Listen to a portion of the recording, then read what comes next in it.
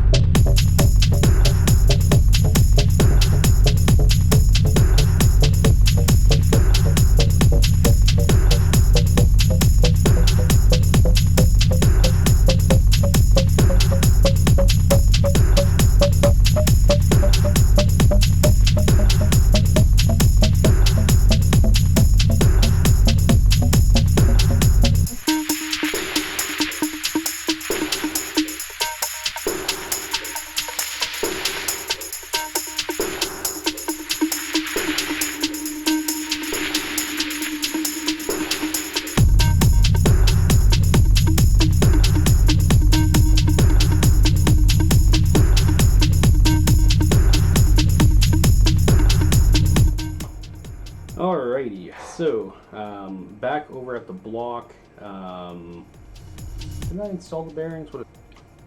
I didn't install the bearings, I just tightened all the mains. My original plan was to measure just the raw bore. Unfortunately, the outside micrometers that I have wasn't going to allow me to do that with the dial bore gauge, just because the dial indicators I have don't open up wide enough. I only have, I think that's like a 2 to 3 inch, but I needed like a 3 to 4 or even 4 to 5 to get the correct size of what the main bores are supposed to be.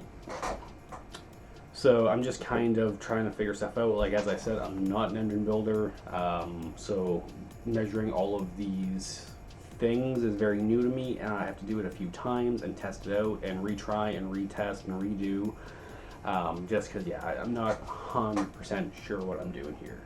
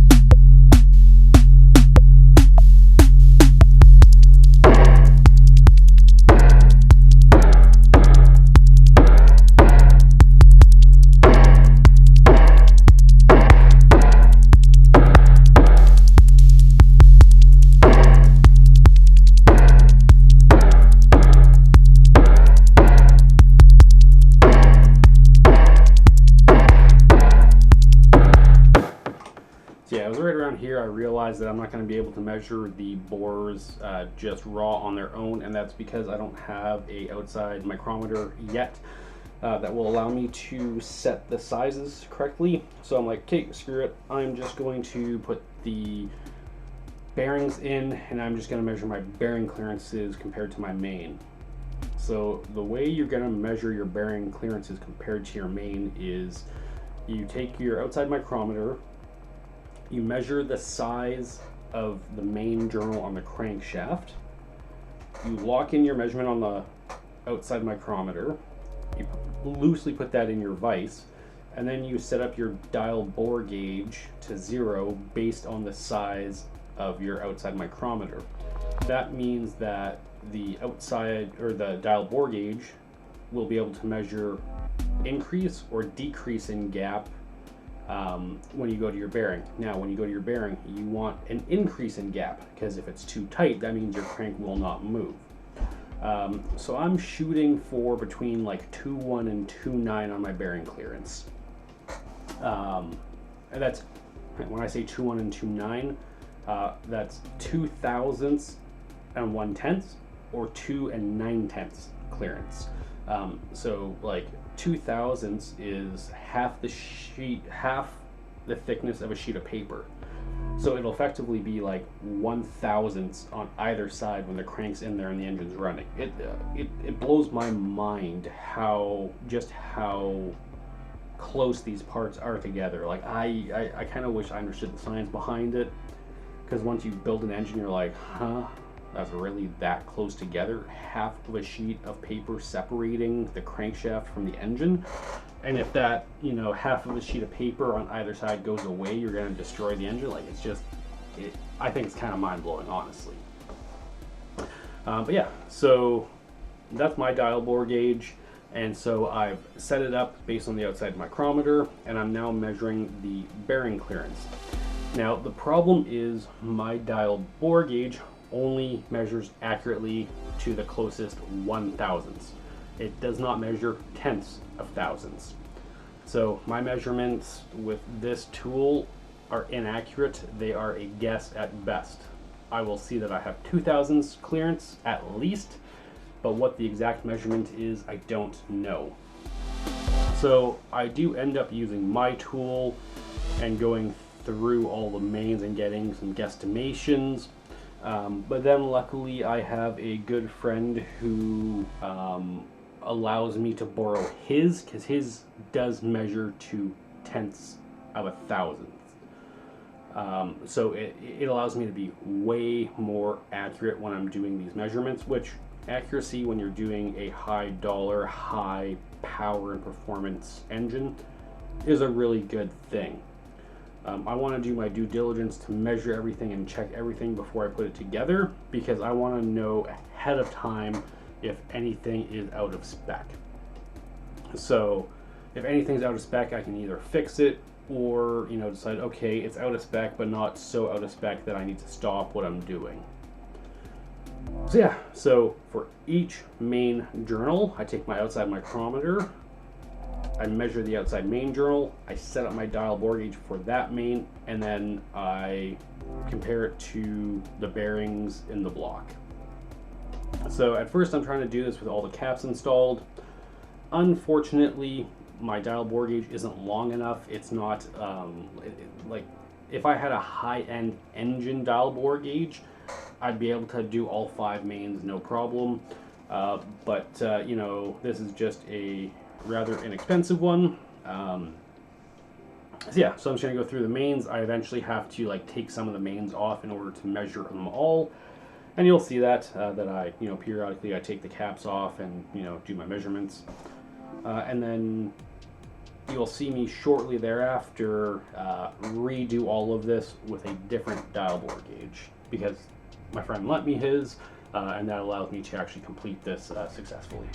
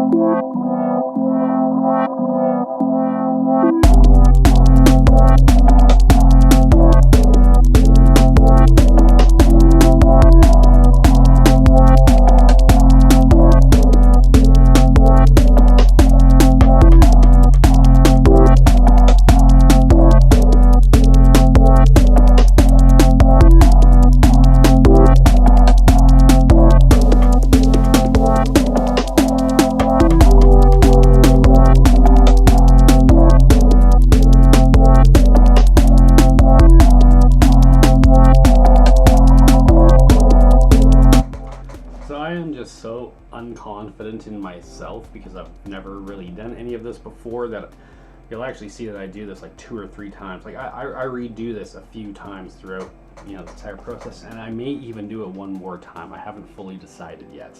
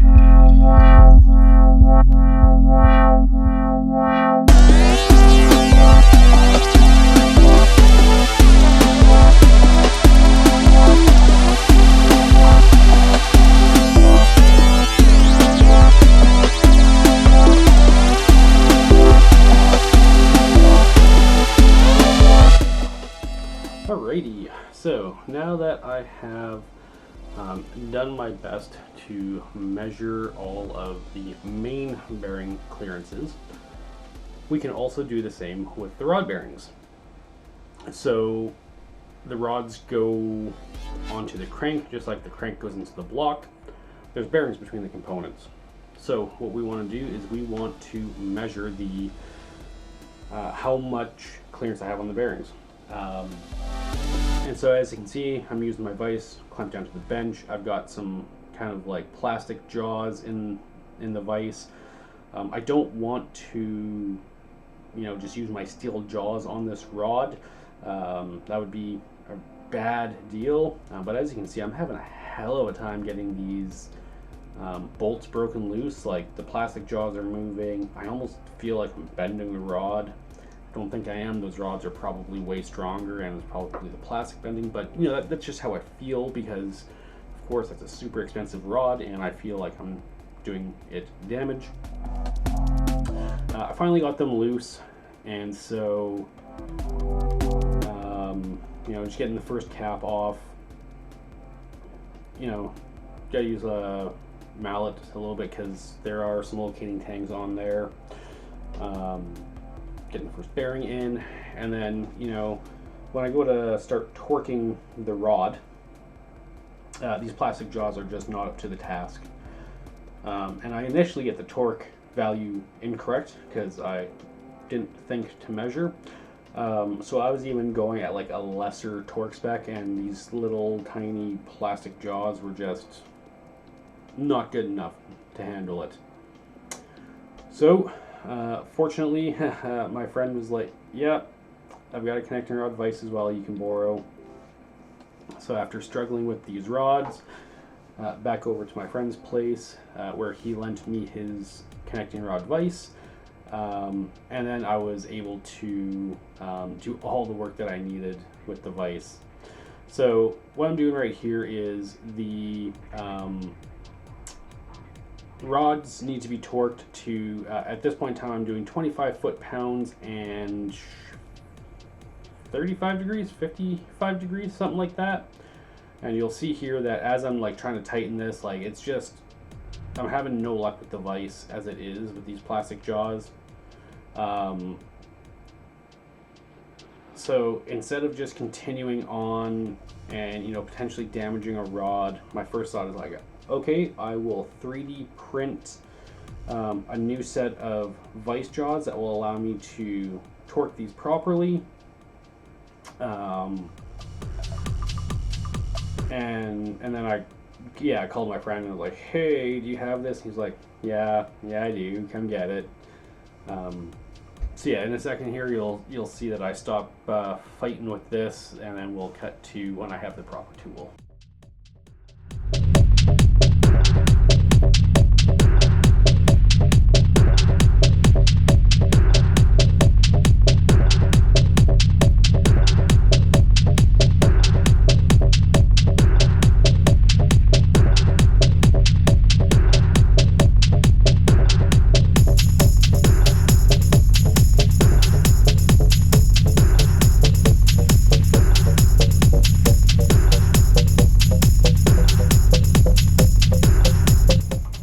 This right here is a rod vise. As you can see, it's going to go in the vise. I'm going to clamp it in the vise. Now I'm putting tape on my vise because that rod vise is aluminum, and I do not want my steel jaws chewing the shit out of the aluminum on my friend's tool. He was kind enough to lend it to me. I absolutely do not want to destroy it. I don't want to bite into it. I don't want to, so much as discolor it by using a chemical on it. I generally like to treat my tools and my things very well. If somebody is kind enough to lend me their tool, I'm twice as careful with it, because I'm a big fan of you break it, you bought it. If I borrow someone's tool and I break it, it's not just give it back to them, oh, sorry, I broke it. Like, I feel responsible to replace that because I broke it.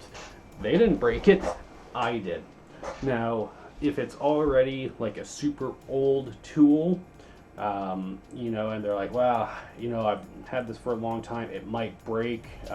If it is, it's no big deal. Then, you know, I'll still work with that person, because, you know, I did break their tool, even though it is really old and it's had a good life, you know, etc. But by and large, yeah, I don't like borrowing tools because I don't like the possibility of breaking them.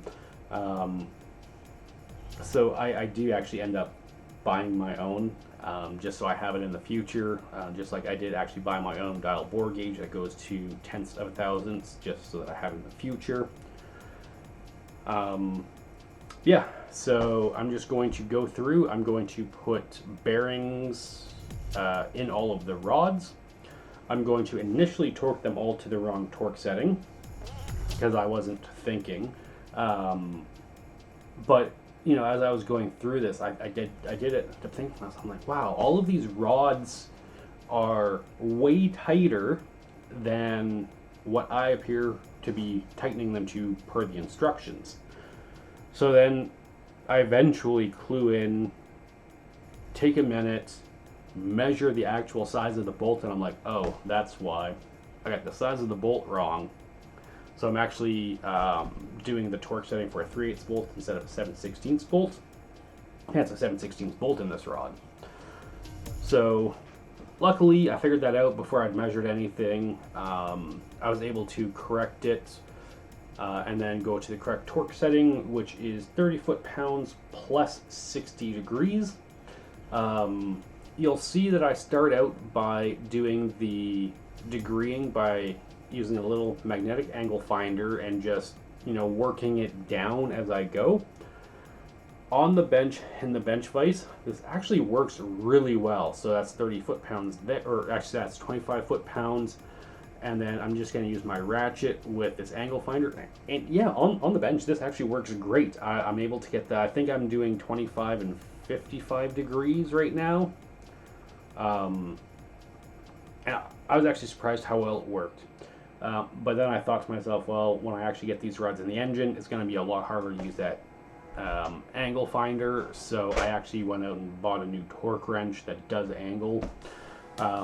The reason why I specifically went out is the 7/16 socket that I'm using is also worn out and actually ends up slipping off at one point. So I had to go out and buy a new socket. So I was like, well, I'll bite the bullet, I'll buy the right tool. Because as I say, this is not a cheap engine. This is a very, very expensive engine. I want to do everything to the absolute best of my abilities. And buying a new torque wrench is a small price compared to blowing up the engine because I don't torque something correctly.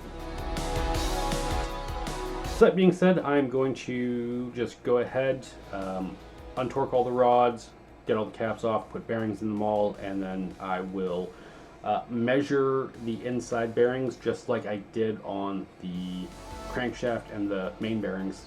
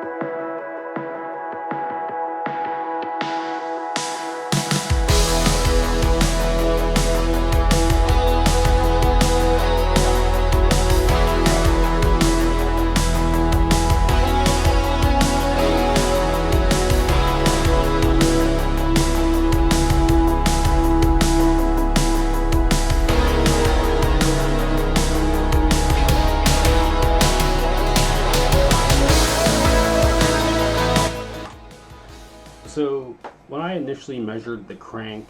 I measured all of the rod journals, and they all measured out the exact same. So I'm going to cheat a little bit here, and unlike the crankshaft where I measured each journal, put the micrometer in the vise, and then set up the dial bore gauge, I'm just going to measure the first rod journal, set up the dial bore gauge, and then measure all my clearances. Because all the rod journals were the same size, there's really no need to measure each one and reset the dial bore gauge because it should be the exact same. That being said, as I'm going through and measuring these, I'm trying to get all the same clearances. So I'm trying to get between like 2.2 and 2.8, something like that. So I had some measure out, and of course that's 2003 tenths to 2008 tenths. I had some measuring out 2.3, 2.4, and 2.5. So since 2.4 was right in the middle, what I did is I actually took 1/2 of a 2.5 rod cap, and I switched it with a 2.3, 1/2 of a 2.3 rod cap, and I ended up 7 rods had 2004 tenths clearance, and 1 rod had 2003 tenths clearance. I mean, it was as perfect as I could have possibly hoped for. So you'll see I'm just going measuring all the rods, and then I'll eventually start mixing some of the end caps and then remeasuring.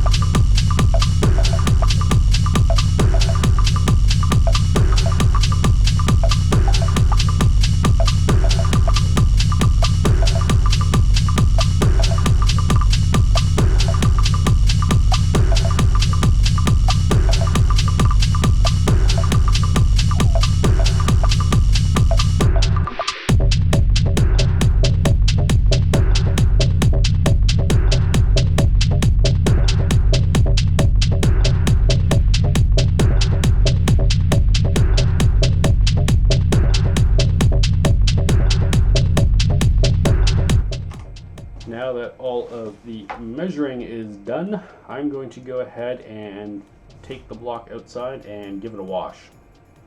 So the reason why I'm washing this is it was in the machine shop. I don't know if they washed it after they machined it, but it's entirely possible that there is fine metal throughout the engine. There could be chips, metal chips in there. I just want to go through myself, get everything cleaned as well as I can. Just gonna clean it. Just soap, cold water, soap, dry it off with air. And then some microfiber towels the best I can. And even after I did this, the block still kind of flashed up, so it's a little rusty, but none of the machine surfaces are rusty. It's just a little bit on the outside of the block, which I am planning on painting. I am going to paint that. I haven't fully decided what color, but I think I'm going to do the engine block the same red that I painted the bars in the car. I think that would look really, really good. I don't want to do black because black you can't really see oil leaks all that well, but I'm thinking I'm going to do the red.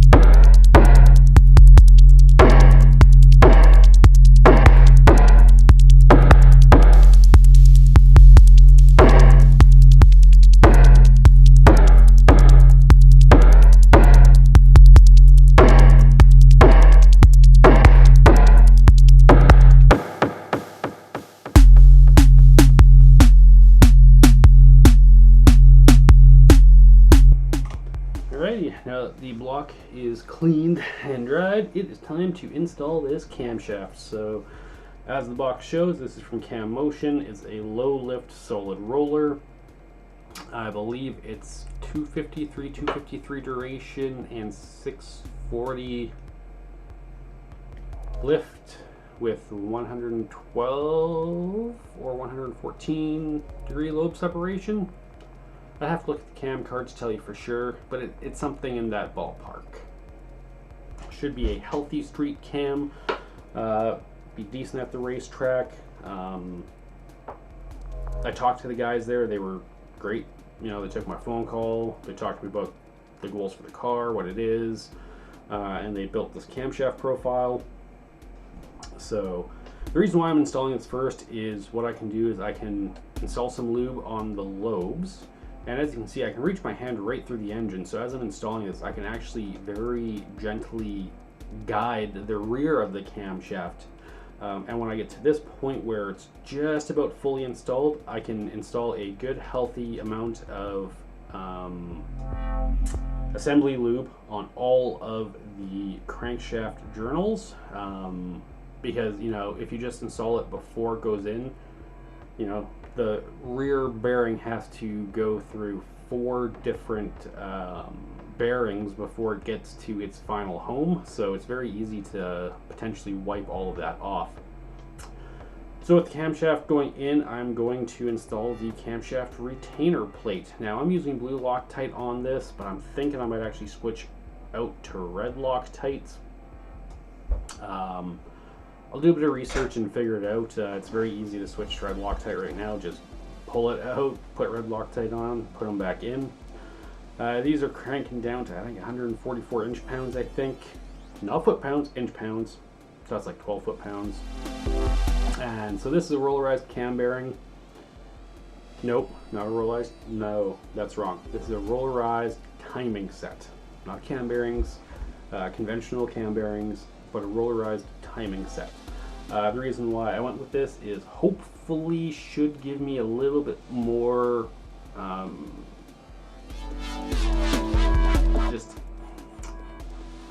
should be a little bit nicer in that it's going to spin a little bit freer and hopefully take a little bit less power, and because it's a roller bearing, hopefully last a long time. But I'm not sure, but I'm trying it out. From my research, you know, a lot of people recommended these Flowtech rollarized timing sets, so that's what I went with.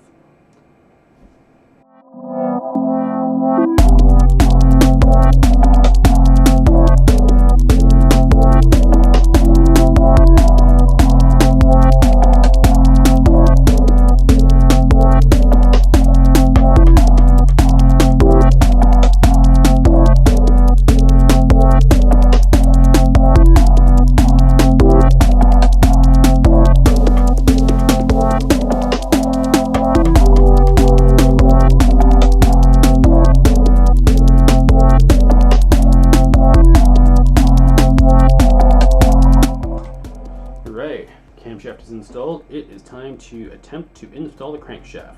So I'm putting all the bearings in the exact same spots that they were when I measured them. I don't want to move the cam bearings around because that could potentially change the tightness. So put the shells in, put the assembly lube on them, and then get my rear main seal. Actually, no, I don't grab my rear main seal yet. I'm just going to clean all of the journals on the cam, or on the crank, sorry. Clean it all off, and then I will just gently place it in. You know, it spins pretty nice already. And the next thing I gotta do is I gotta put my rear main seal in. So this is the rear main seal. I got this from the machine shop. I told them, you know, I need all the gaskets, head gaskets, intake gaskets. I gave them specific part numbers for specific parts. They got me my rear main seal. They got me valve cover gaskets, and you know, the oil pan gasket. Those are pretty common for the 302s. So I went to install this, and I can't put it on when the crankshaft is installed. But B, I found out that this rear main is too large for my crank and my block. And then I looked at this, and this is very specifically for like a 351 Windsor or a SVO block, not for a regular old 302 8.2 deck small block Ford. So that's fun. Fortunately, my local Lordco had one in stock, so I was able to go get it. And I'm just showing on the other camera the differences. And yeah, it makes a big difference. It's funny, the seal doesn't look to be too different, but yeah, I mean, it's obviously night and day difference.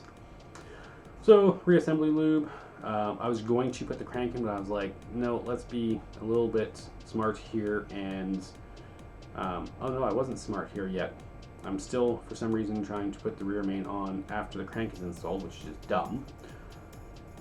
But I look at this, figure out where it's got to go, and I pull the crankshaft back out, clean off behind the bearings because there's a ton of lube on there. I don't want lube behind the bearings because that could potentially change the clearances. So I'm just going to go ahead and clean off the back of all the bearings and the block behind all the bearings, and then I will put a little bit more assembly lube on there, and then I will install the rear main seal on the bench. And what I'm going to do this time that I didn't do when I rebuilt my old engine is I'm going to make sure I lube the inside of the rear main seal with assembly lube, because if you do not lube it and you just put the seal on dry, every time the crank is going to spin, it's going to be dry, and first startup, when it really gets going, it's probably going to tear the crap out of your rear main seal. Now I had a two-piece rear main on the other engine. This is a one-piece. So I'm not entirely sure if I blew out my rear main or if it was just my flywheel bolts. I didn't have any sealer on them, but I was losing oil at the back of the crankshaft, which is not ideal. Okay, so crankshaft is in. I'm going to install and torque all the bearings, make sure the crankshaft still spins, and we will continue on after that.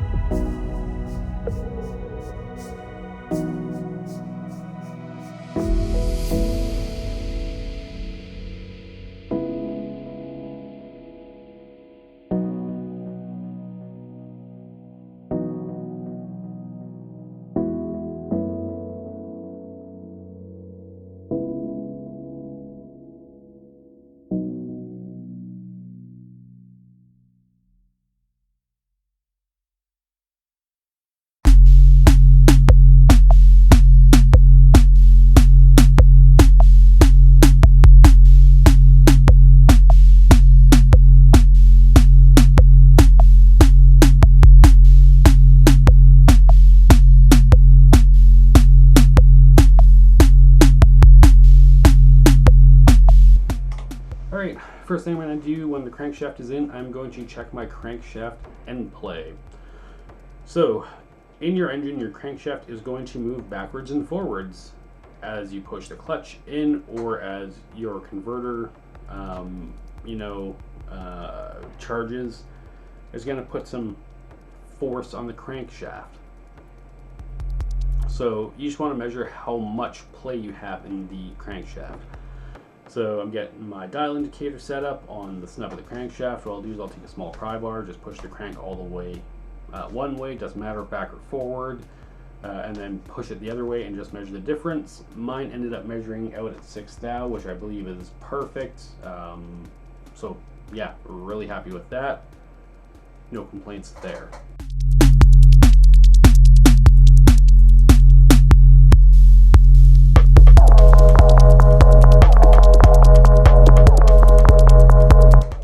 Alright, so next thing planned here is I'm going to start putting pistons on rods.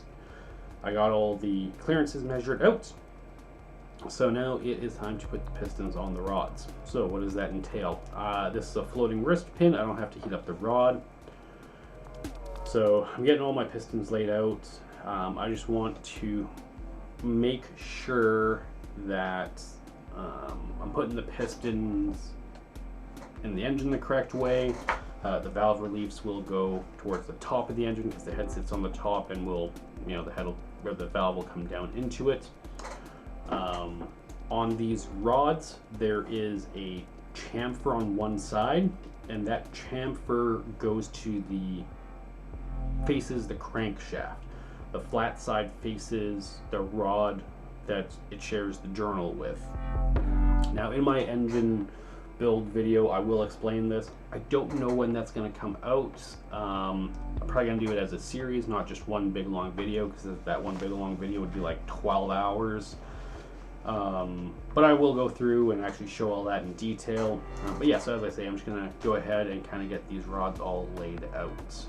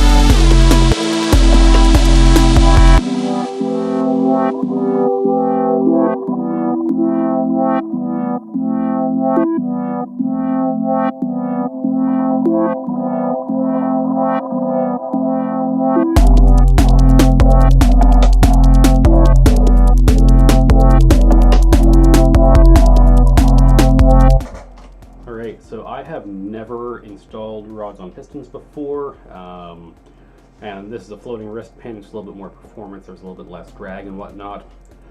So there's these spiral locks that go on the outside. Now, I have, of course, watched some YouTube videos on this, and the guys make it look super easy. So after like my 4th or 5th spiral lock, I kind of figured it out, and it did get pretty easy, but the first few, it definitely took me a bit. Yeah, so I start going through this. I'm installing spiral locks. I'm like, okay, one on this side, flip it out, put the rod on, the pin in the rod, flip around, put it in. I get like 5 or 6 of these done, and I look over, and the pile of spiral locks on the counter or on the bench is still fairly massive. It almost looks like I didn't even make a dent in it. And I'm like, okay.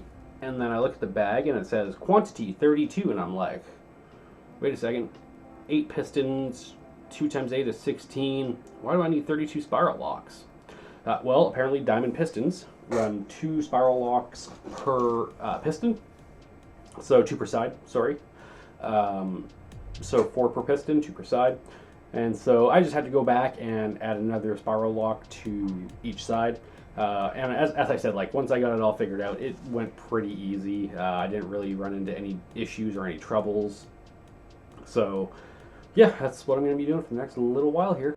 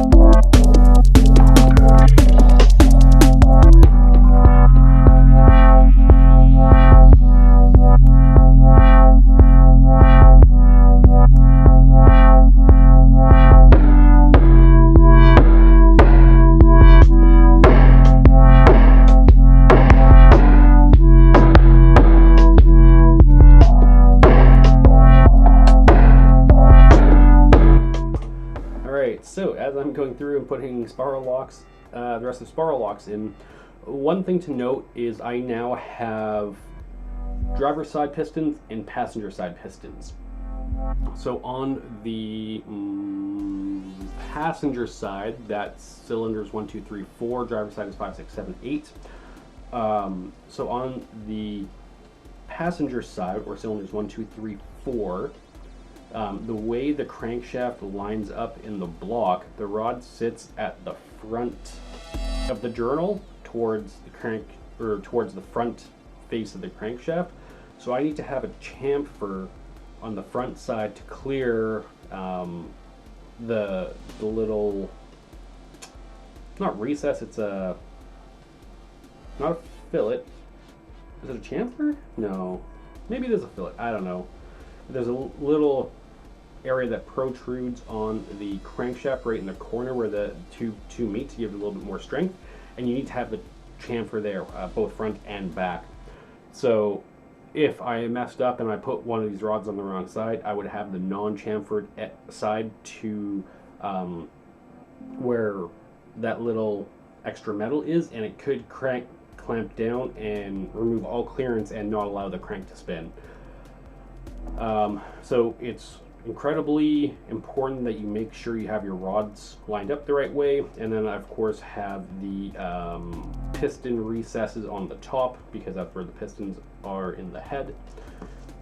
So yeah, just a little bit of a heads up while I'm going through this, and now you know.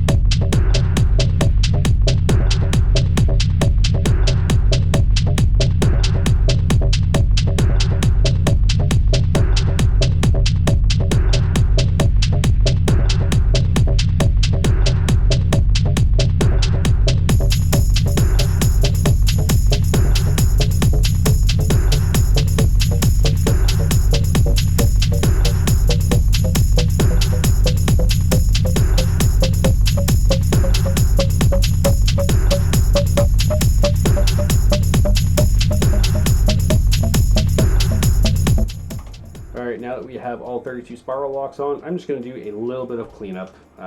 Bench is kind of messy, so yeah, why not just do a little cleanup.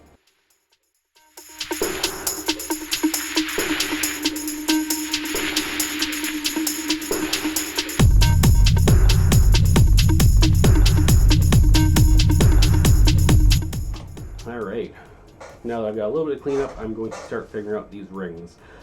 So this is a 363 stroker, and the pin, like the rest pin, actually goes into the oil groove ringland.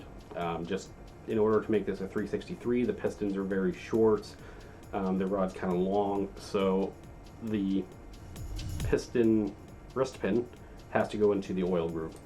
So there's a support ring that goes on the bottom, then you'll have your regular top and bottom oil ring grooves with your oil scraper in the middle, and you have your second and top ring.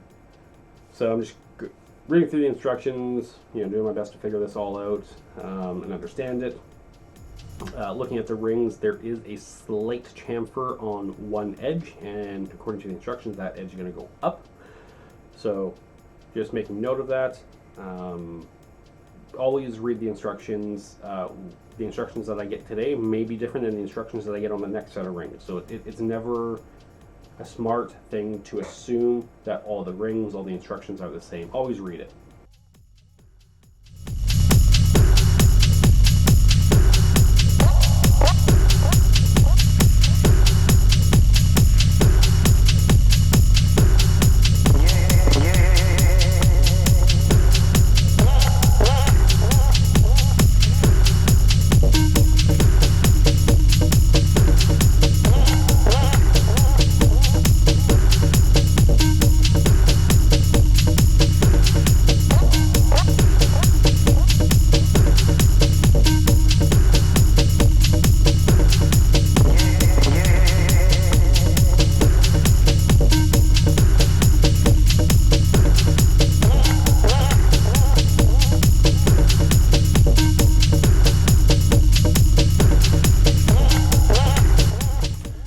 Alright, so now I'm just getting prepped to file these rings. So on the bench, I'm just going to clean all the marks that I have already on it off. And then I'm going to, use my Sharpie and just kind of lay out 8 sets of rings. So cylinders 1, 2, 3, 4, 5, 6, 7, and 8. Top ring, bottom ring, I'm going to mark the top rings to indicate what is top. And then I'm going to kind of just get that going. So do this as much as needed. Once I actually get all the rings laid out, I kind of change this because it's a little tight in some areas, a little loose in others, and the squares are a little tight. So I was like, screw it, take all the lines off, and then I can just lay everything out, and then I can put the lines after it's all laid out. Like, this just makes way more sense. So the bottom rings have top labeled on it, as I kind of mentioned earlier, I believe. The top ring has a little chamfer on it, so that's what designates the top of it.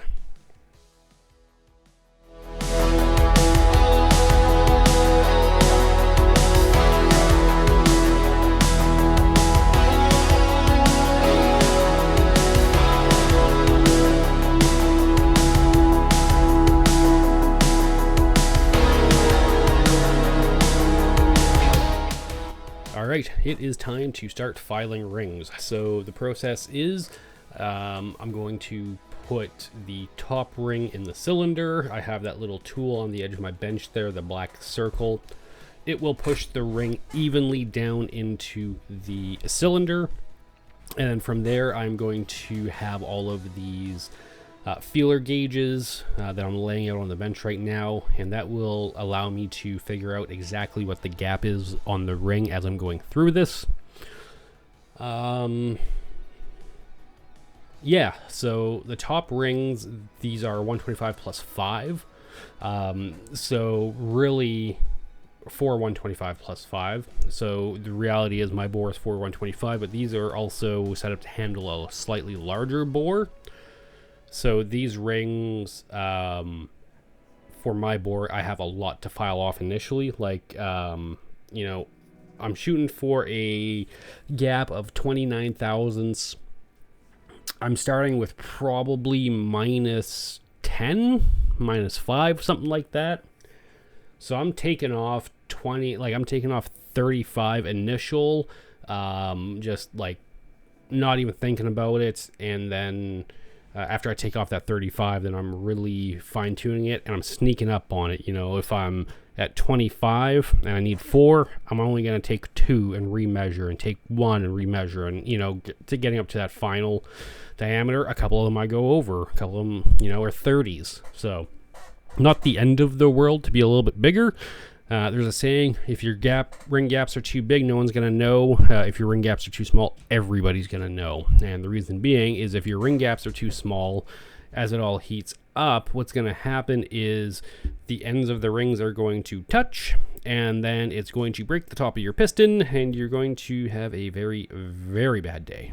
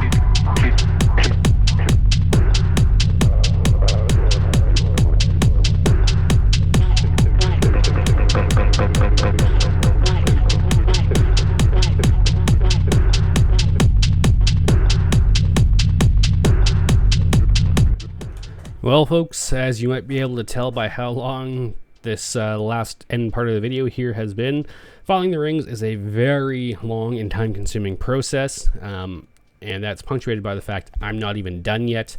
After this ring, I still have 3 rings to go, but that is all I got done that night. I was having issues with the ring filer. So with that, that is all the time that we have for this week's video. So as always, if you have stuck around this long, I'd like to thank you for viewing, and we'll see you in the next one.